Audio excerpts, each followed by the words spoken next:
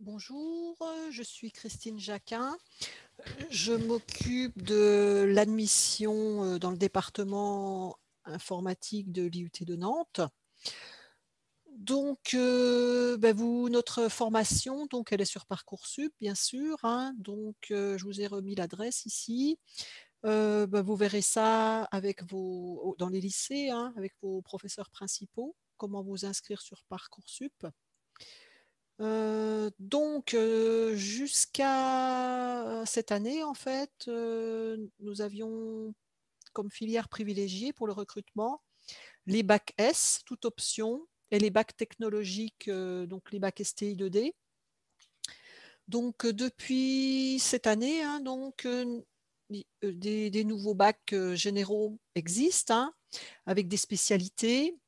Alors, nous allons, par rapport aux spécialités, au niveau des bacs généraux, nous privilégions donc les étudiants qui ont fait des sciences, qui ont un bagage scientifique, donc qui ont fait la spécialité maths au moins jusqu'en première et qui peuvent avoir pris, ça c'est bien aussi, l'option complément de maths en terminale.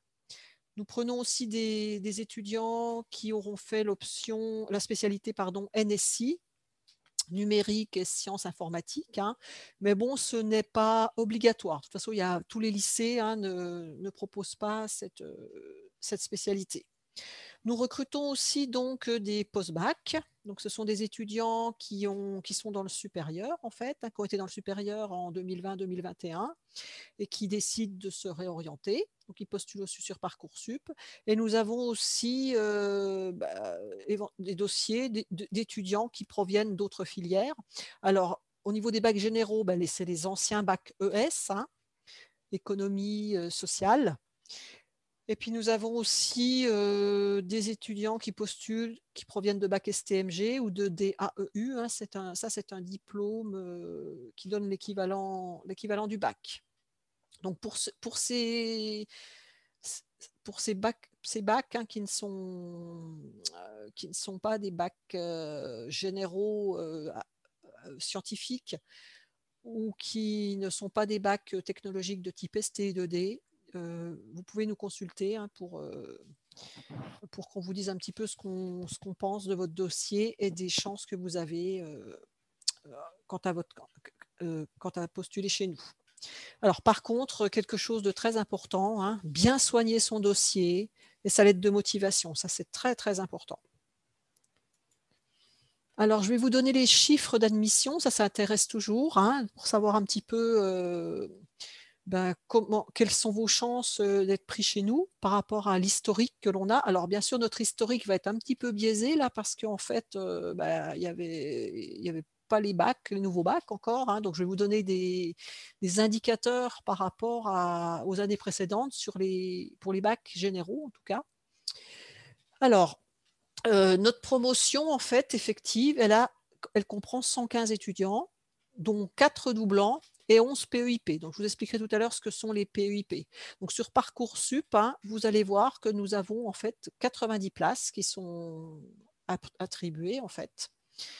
Alors, jusqu'en 2019, nous avions environ 2700 candidatures confirmées sur Parcoursup, qui se composaient de 1900 bacs généraux et de 700 bacs technologiques sans autre candidature.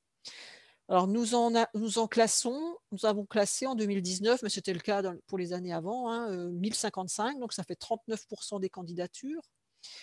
Et nous avons classé donc 860 bacs généraux. Le dernier appelé sur la liste est 739e en 2019 et nous avons classé 195 bacs techno et le dernier classé est 164e. Alors l'année dernière, on pense que c'est dû au problème du Covid. Nous avons eu moins de candidats, un petit peu. Bon, ça, c'est pas forcément lié au Covid, c'est vrai, mais surtout, on est descendu moins loin dans les listes. En bac général, par exemple, on est descendu à 540 au lieu de 739. Bon, c'était la première année qu'il y avait que ça se passait comme ça. Faut voir sur plus d'années si cette tendance reste. Alors, donc, dans notre promo, nous avions en 2019 81 bac S, un bac L et 33 bac STI2D. Donc, les dossiers qui ont été sélectionnés, grosso modo, avaient une moyenne de 13/20, équilibré dans les diverses matières. Donc, dossier équilibré, on n'aime pas quand il y a des trous, parce que ça veut dire que l'étudiant, il ne travaille pas tout. Et on tient beaucoup compte de l'appréciation des enseignants, des professeurs. Typiquement, quelqu'un qui est sérieux, qui est travailleur, aura plus de chances de rentrer chez nous que si dans son dossier, les professeurs trouvent que cet étudiant n'est pas sérieux, a de l'absence, enfin, etc. En tout cas, vous voyez qu'on a un taux d'acceptation entre 30 et 45% suivant les années. Donc, pas d'autocensure. Si vous voulez venir chez nous, vous pouvez postuler et il faut postuler. Au niveau des critères de sélection des dossiers, donc, nous avons plusieurs critères. Donc, ces critères sont liés à la qualité, aux qualités attendues pour un informaticien. Donc, capacité d'abstraction. Typiquement, on va manipuler des données, on va modéliser des données, on va modéliser des algorithmes.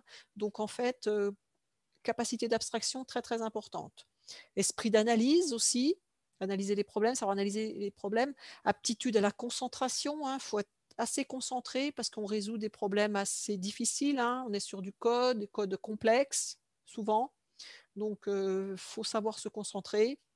Et les capacités rédactionnelles et relationnelles aussi, on ne l'a pas mis dans ces transparents, sont très très importantes pour un informaticien.